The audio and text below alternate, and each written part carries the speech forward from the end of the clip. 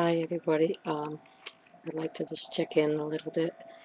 Um, been having trouble pretty much with the panic in the house, and it's been pretty much the same. Uh, I'm kind of in a stuck position because I can't find any place where they would know how to help me.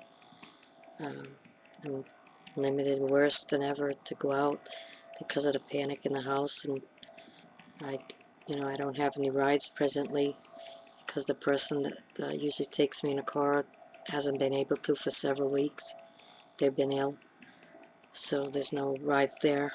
And lately we've been having a storm after storm, so it's been very difficult to go outside, even for a walk. They can't exactly walk too far because of the storms we've been having. I'd like to say thanks to everyone who looks at the videos and the ones who subscribed um, and stuff. That means a lot to me. Um, I don't know. I think I'd like to talk about how a lot of the people who hear about the word panic or agoraphobia, they think it's a fear we have inside of us. Um, it's not fear like your fear of something like, let's say you were walking down the street and a big dog came after you. The fear you'd feel, that's not what we feel. We're not scared of anything in particular. It's just an awful sick feeling that we get with numerous different symptoms at the same time. For me, it's dizziness, feel like fainting, turn pale as a ghost. I get chest pains. I get trouble to breathe. My breathing is like congested, but also um, like a skip breathing, and I have a hard time to breathe.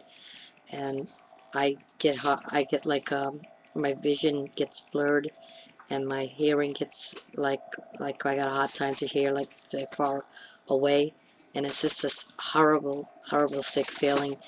That's exactly what an panic attack feels like, because there's so many people that say to me, you need to put away your fear and pray more or something. They don't really understand that it's not fear of anything. It's this horrible feeling of sick, I guess, is the best way to describe it. And I don't know why they come on. I don't know why I have it or whatever, but it seems like with stress brings it on worse. In my life, my having shocking experiences have brought it on worse and worse. And there's no doubt in my mind the situation I'm in now is because of the two times that the psychiatric nurse took my pills away because I couldn't get down to my appointment because of my spine. The pain was in my spine was too badly, and I just couldn't go. And it had nothing to do with my panic. And she abruptly pulled pills twice off of me for a whole week, put me through hell, and that really affected where I am today. Um, I don't know. I can prepare, but next month I'll probably be in the same situation with my pills off, because I know I don't even stand a chance to make it to the clinic. I'm not well enough right now, and not anywhere even well enough to go one street away. Um, I suffer from also claustrophobia. I don't know if a lot of the agoraphobics, if they also, that are watching this, if they suffer from claustrophobia and agoraphobia. For me, it's both illness at the same time, and I have a tough time riding in a car. I get claustrophobia in a car. It's ever since I was driven around, yelled at, and screamed at for over an hour for no reason. Back in 2001, that's when I started developing, having trouble to ride in cars. Before that, I was not like that. So it kind of makes it double hard. You're in the car, and you just feel like you want to get out. I don't know, I've tried everything I can to try to conquer it. From putting down the window. I don't care if they took the doors off the car. I still would have the panic of riding in the car. I don't know. I get, I'm at a point I get discouraged because I don't have anywhere to turn to that could help me better than where I'm going, and there's no place else. And so many things at once. I received letters in the mail with papers. They've been trying to get a psychiatric nurse to fill out some papers so that they could, I could try to get my pills paid for again by the medical that I have. And they haven't, they sent her papers. She has not filled them. She has not returned the call. They write to her. They sent them to me, asked me if I could make sure she gets them. I had someone bring them to the clinic, and apparently she must have them. But I don't hold up much hope that I'll ever get my meds paid. If you don't have anybody on your side, you're not gonna get any help. I mean, you know, things are being done. I'm not dumb. I've seen for a lot of years when people don't want you, they do everything they can to make your life miserable so they can force you to leave. But when you're in a stuck situation like me, and there ain't no other places, and there ain't no place I can travel to far enough, like a normal person, you're stuck. So they just pick on you till they put you down as they can or whatever, because it doesn't put you any closer to leaving when you can't leave because there's no other place to go to. And it's hard. It's hard to be treated by people that don't care. Um, I don't know. I wish I'd get lucky that they quit work or they went and take a job somewhere else or whatever. I just wish I didn't ever have to see that person again, because there's two psychiatric nurses at that clinic. One has been transferred to another clinic after making life miserable for everybody, and then they got the one they have now, and those are two people I wish I never had to see. Um, I don't think anybody deserves to see people that put you worse. It's a very hard illness, agoraphobia. Nobody wants to treat long term. That's what one reason they have posed to me. They don't want people with long term. Well, with any illness, whether it be agoraphobia or anything else, we did not choose and get a choice of whether we're going to be sick long term or short term. I mean, to me, there should be laws against harassing anyone because they're long term sick.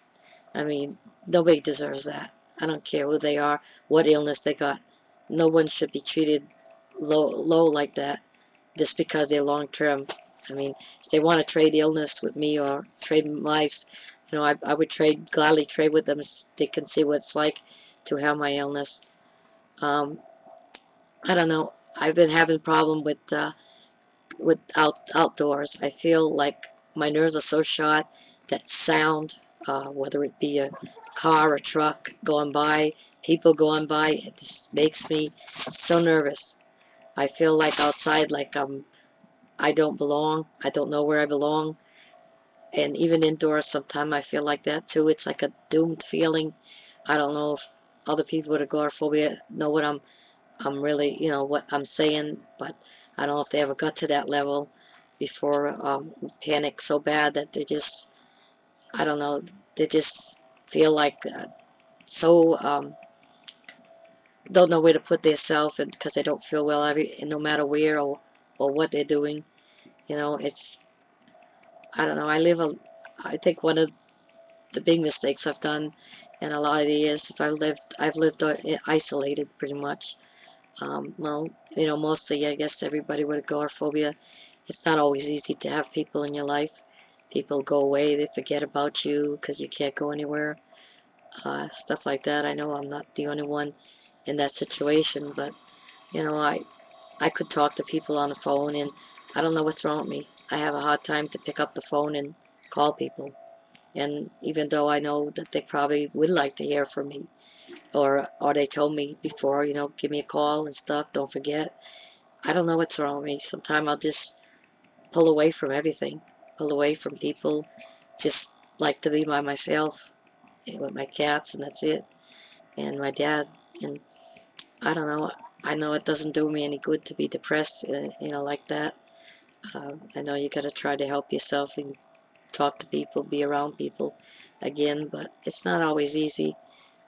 Um, I think about going to the ER and hoping that somebody can help me with the panic that as bad as I have it now. But I had bad experiences in that too. Several years ago, more than one time, I went to emergency rooms and they didn't even know what agoraphobia is.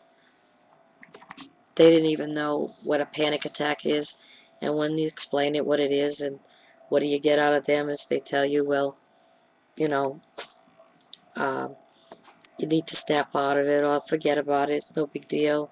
Stuff like that, you know. They don't understand, and that's very difficult. It's very difficult that they don't understand like that. Um, I don't know. I just wish that I had some kind of miracle that finds some cure for this illness. I really don't even know if there's any place that's even studying to find a cure for agoraphobia. Does anybody know out there? If I'd appreciate if they let me know. I'd appreciate if anybody got any ideas of how to relax, how to not be so panicky. Any ideas what I could do? You know, I'm open for suggestions.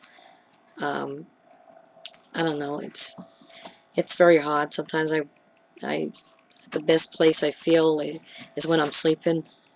That's when I'm sleeping. That's where I feel the best. Um, you know, for a long time, you know, I think the one goal I had in my life was to find somebody to settle down with, someone that would care about me, that I care about, and that didn't happen. You know, I thought it would. I thought I found the right person a few years ago, but you know that didn't work out. They were, you know, they weren't the person I thought they were. They just pretended to be, I guess, you know, I don't really, that was the one place, you know, there was one person that I last dated. That was the one place I felt the most secure with that person. And now I don't have that, and I don't even know if that was fake on their part. So, you know, it's when your heart is shattered and your trust is shattered, it's very hard to pick up and try again. And I know that, you know, it's hard dealing alone. I don't have a secure person, and I wish I did have a secure person. And I know finding somebody like that, it take a miracle. It's easy to find hate in life, but it's not easy to find love. That I found out. Um, I don't know. I try to focus my mind on other things. You know, I go a lot on Facebook. I play some of the games like Farmville and a few others, and sometimes the pogo games to you know, put my mind on something else besides the panic. I also like to collect CDs. I like music, you know, back from the late 50s to present. A lot of different types of music that I like. I also like to collect sport cards, so sometimes I try to focus my mind on some hobby or something, or to try to get away from the panic, but it's not easy. You know, sometimes the panic gives me chest pains bad, and I feel like even with my eyes closed, there are times I feel like the room is spinning, and it's not a pleasant feeling. Um, I don't even know what my vital signs are. I know this week I was suffering chest pains a lot, through the heart and that for days, and I guess it ain't a heart attack or I wouldn't be here. But, you know, I don't have anybody to check my vital signs, so I don't even know what my blood pressure or my pulse is. I have no idea. Um, Usually when I have panic in the house, it must be fast. And I'd guess somewhere in around 130 probably for a pulse, maybe more. You know, I don't know. But I don't know. I don't know much what else to say, but I don't wish this illness on anybody. And it's a very torturous illness, and I make the videos not looking for pity, but to communicate so that I can communicate with other people with it, and also to make them feel like they're not alone, which they're not. I just wish I could find a way to help everyone, you know, including myself, but also to help others with this illness. Um, I wish I knew if they were studying any place to, any news anybody has, if there's any studies on doing, you know, on